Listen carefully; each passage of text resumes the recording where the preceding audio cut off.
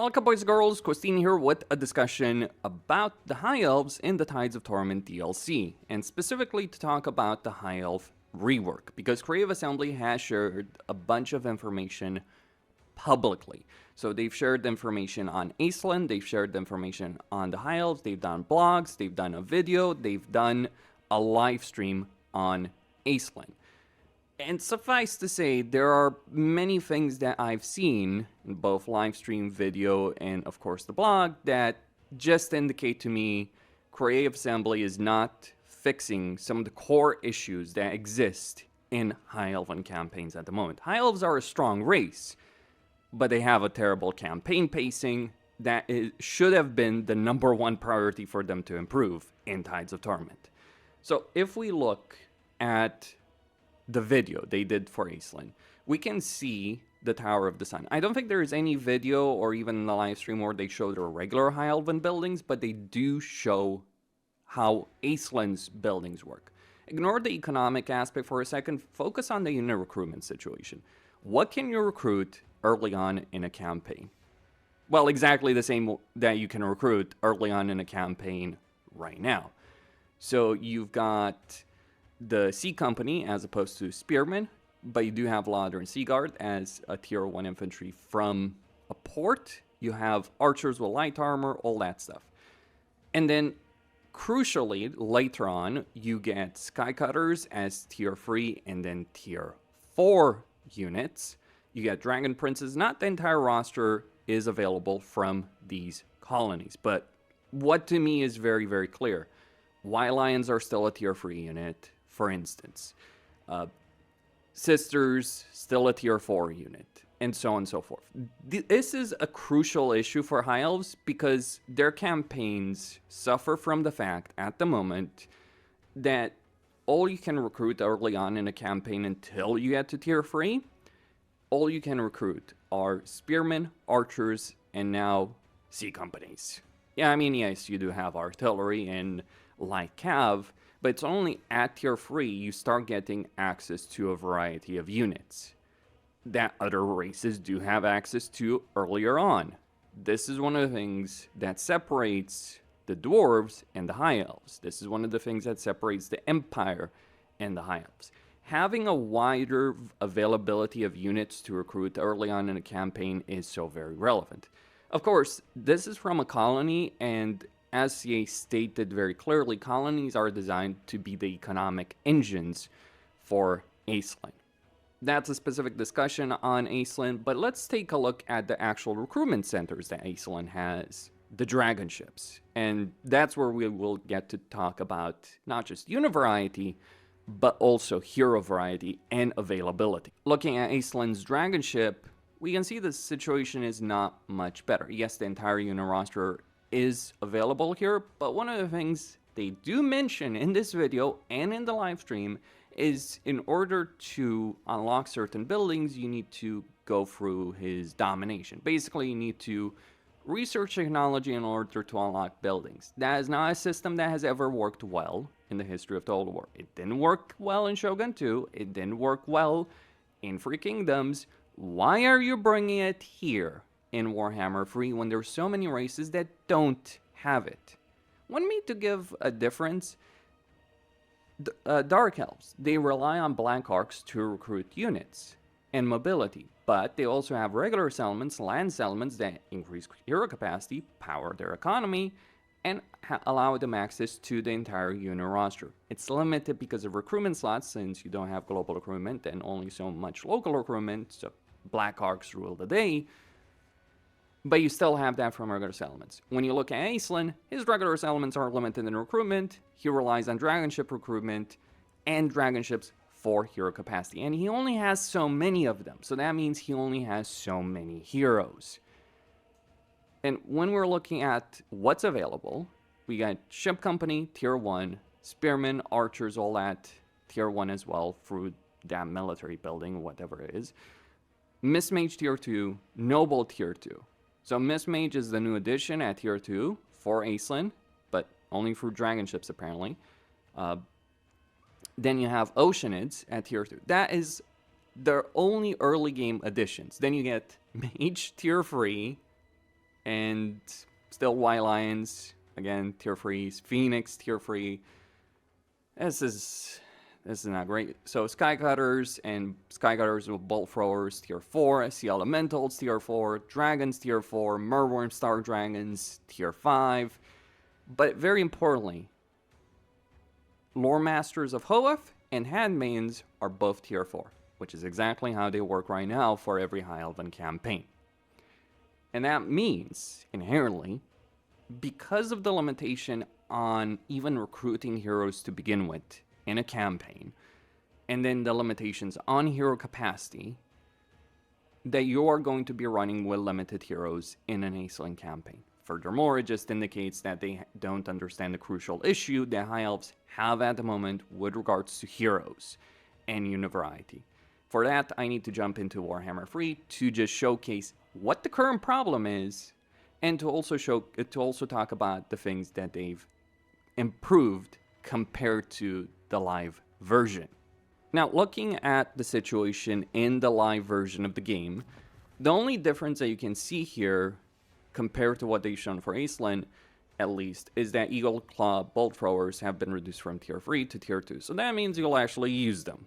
But that's because they've added Modern Skycutters as tier 3, and then the Skycutters with Bolt Throwers as tier 4. So yeah, they reduced the tier over here for the Elven Forge, at least for Aisling. That's good. How much Aisling will use that is a different discussion. But the problem, especially for Aisling, is that mages, Lore Masters, and Handmaidens are still the exact same tier of recruitment as they are in the base game. And this sucks.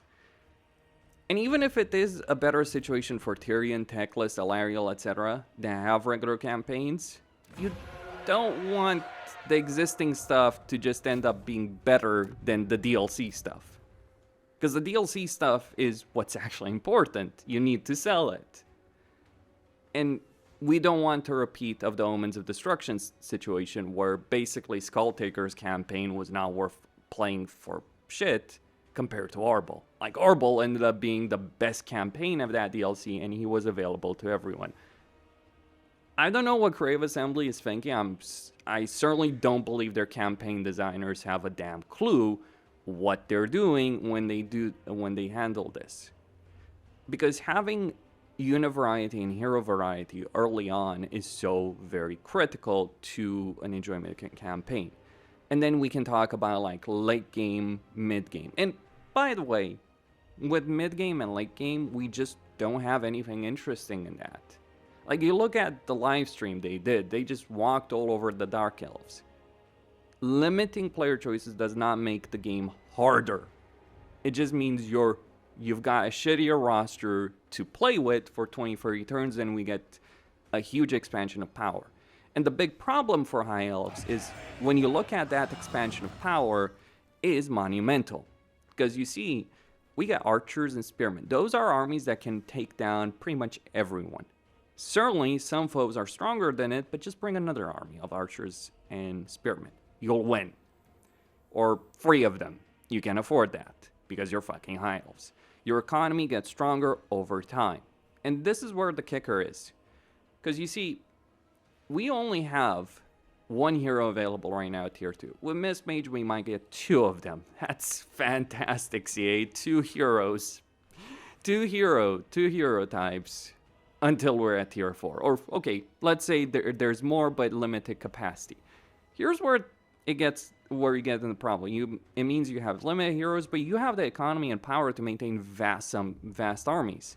And you must maintain vast armies. But this is where it breaks down. Because once you complete your short campaign victory condition, unless they've changed this, and maybe they should, but unless they've changed this, what happens is you play this entire campaign as any High Elf with a couple of heroes when it matters, and then suddenly you're not looking at 2 heroes of each type. You're now looking at 3 heroes of each type. You're not even looking at 4 heroes of each type. No, because by the time you realistically complete your short campaign victory condition, and by the time you can even recruit Lore Masters of Hoeth and handmaidens, you're looking at 5 heroes of each type that simultaneously became available. You won't go from 1 to 4 or 5. If you don't understand how that's completely broken as pacing, I don't know what to tell you. That is such a... People talk about power creep. That is a power creep. Suddenly going from having, let's say, playing a campaign for 30 turns or so, how long it takes you to get to tier 4, playing a campaign with just 2 heroes, maybe 3 with Mage, or 4, whatever, to over 20 is broken. It is completely broken. That means you go from actually needing an army to running around with hero stacks. And that's just for one settlement and for one lord. When you start adding in multiple factors as well, because there are multiple factors to take into consideration here. Alariel has a skill line that increases hero capacity and a faction effect that increases hero capacity. There's a landmark over here Elfarian has access to that increases hero capacity. Imric has a skill line that increases hero capacity. So that is where things start breaking apart. And what Creative Assembly has done, they haven't fixed this underlying tension point. They've actually just made it worse. The reason they've made it worse is there's no indication they've changed the victory condition benefit of a lot of hero capacity. They've talked about hero condition, so I'm going to ask plainly, are we going to still have to kill Malekith as Tyrion? Because this is the problem. This is what ruins Tyrion's campaign. Because your entire campaign is built around the idea of going to find Malekith. Once you do beat up Malekith, you're zerging around with 20 plus heroes, if not more. And then what Creative Assembly did, they did fix one of the crucial issues, confederation with other legendary Lord of High Elves, because High Elf confederations are a pain in the neck. So that is good, but it just means that we can guarantee a lot of hero capacity all at once in a campaign, so you're just making that power creep in a campaign worse. You haven't made the early portion of the campaign, which matters the most, more interesting. You haven't addressed the mid and late game problems, and in fact, you're even making those things worse. You haven't improved the early game, you haven't really improved the late game. The only genuine improvement beyond, yes, guaranteed confederation is a great thing, but the only genuine improvement I've seen in everything they've shown is the fact that we now have a better research tree. Great. The most basic shit you could do, CA. Not limiting technology buildings, not limiting technology by buildings. That was pretty bad. This is how High Elves work. But let me show you how a good race actually handles everything I just described in a far sensical way. And something CA has done before. I'm not asking them to do something they haven't done before. I'm asking them to put in more effort than they did in Shadows of Change. Because at the moment, that's how I'm starting to feel about Tides of Torment. That if they had released it earlier, it would have been SOC level. They delayed it to avoid that.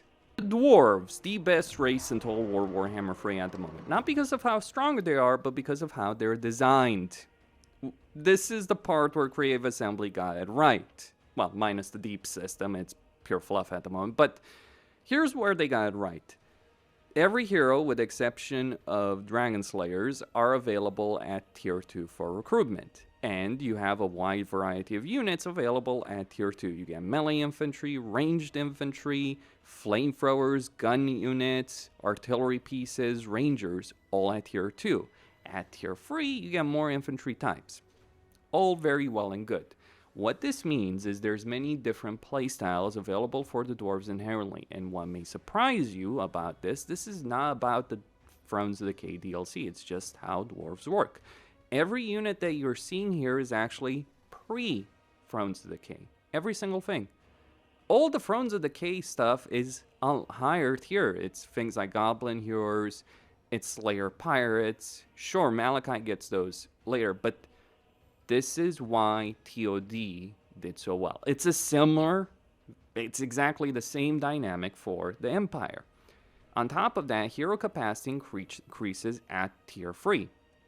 That means you don't just suddenly get a swarm of heroes all at once because you've just unlocked the ability to recruit them in the first place. Dragon Slayers are the exception in this, but there's a bit of a iffy thing with that. See, it is true you can only increase Dragon Slayer capacity at tier 4, and yes, that is one of the problems even with the dwarves, but then you gotta remember, you get Felix and Gotrek. Felix gives you replenishment, Gotrek is not just a Dragon Slayer, he's a freaking Demon Slayer, and then you get Gabriel as the Legendary Lord, so you're not really just running with one Dragon Slayer. Ungrim gets more, and you get Gabriel, you get Gotrek and Felix, so you're running with multiple Dragon Slayer type heroes, even if they are locked behind higher tiers. For the record, Malachi gets Dragon Slayers far easier in his campaign for the Spirit of Agruni. So you have all these heroes, you have all these choices, and what kind of playstyle you pick here is a lot better. But we don't even need to look at the dwarves. The dwarves are the exception. They're the best designed race because they have early game objectives. Every Legendary Lord has some Legendary Grudge to aim for as an objective, then other objectives as longer term objectives. Yes, the dwarves still have this victory condition of plus free hero capacity, but it doesn't matter for them. I wish it actually was removed. Well, with the exception of Dragon Slayers, but... or just put Dragon Slayers as tier 3, thank you, CA. But this doesn't matter, because you have so many heroes. You've built up your arsenal of heroes long before you get this, so just getting extra hero capacity doesn't matter at that point. But let's take a look at the Empire. You might say, well, dwarves just have variations of ranged and melee units and artillery. Let's look at the Empire, because the Empire is more similar to the High Elf. If we look at the Empire situation, here's what we get at tier 1 and tier 2. Just to understand how a race is done well, not High Elves. So, from every settlement, you get Spearmen and Archers if you own Beast and Hunter DLC. Then you get Spearmen and Shield, Swordsmen, Free Company Militia, and Outright, and Pistoliers. Even if you don't own any DLC for the Empire, you still get a decent variety of units. Just missing Archers. But then, you still have Crossbowmen at tier 2, you still have Halberds, you have handgunners, you have outriders, you have flagellants, you have Empire Knights, you have mortars, you have war wagons.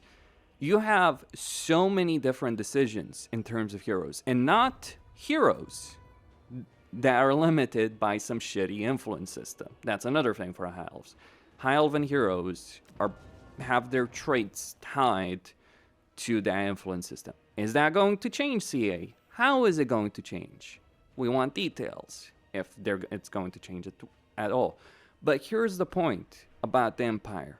What makes the Empire work is there's so many different playstyles available from the beginning until the end of the campaign. Every step of the way. You start early on with basic state troopers, militias, spearmen. Then you move on to gunnery units or crossbowmen, combined with outriders, war wagons, Empire Knights. Then you upgrade further into more knights, better artillery, war wagons, grenade launchers, long rifles, null iron sights, huntsmen, greatswords. The infantry line could use improvements. Yes, greatswords really should be a tier 2 unit because they act as a tier 2 unit, but all the same, there are a lot of things that work. And then you have the high-end Imperial Army, and this is where it's kind of fluff because we don't really have a proper late game. But at least you have every step of the way that you're playing an Imperial campaign, you have something to strive for that gives you genuine benefits. You don't just get a ton of heroes at the same time. Even when you complete that victory condition of getting plus 3 hero capacity, similar to dwarves, it doesn't matter anymore because you've got so many heroes that you will pick up along the way. By the way, tying hero capacity as it's currently done with High Elves to tier 4 means you can't increase hero capacity from minor settlements, which further limits the heroes and makes that hero capacity for victory conditions have an even more outsized and bad consequence. Let me tell you, it's not fun wrangling 20 heroes that you recruit on the same turn. That's Another thing. We could also talk about administrator as a trait. There's a lot of different things in that. And there's a lot of things to talk about High Elves. Now, my view is, I've talked about this. Many people have talked about this on Reddit, Discord, all over the place. The kind of issues, the administrator issue, the influence issue, the tier requirements, the research tree. And it seems like the campaign designers and people who balance campaigns in Total War live in a parallel universe. You can say that I'm angry. Fair enough. I am angry. Because it's been a year. And that's all you gotta show for it for High Elves. Maybe Reddit is right. They didn't plan on doing High Elves. I don't believe it, by the way. Like, I think that they always intended to do High Elves. But what the hell have they been thinking? Because clearly they haven't been thinking well enough. Costin signing out.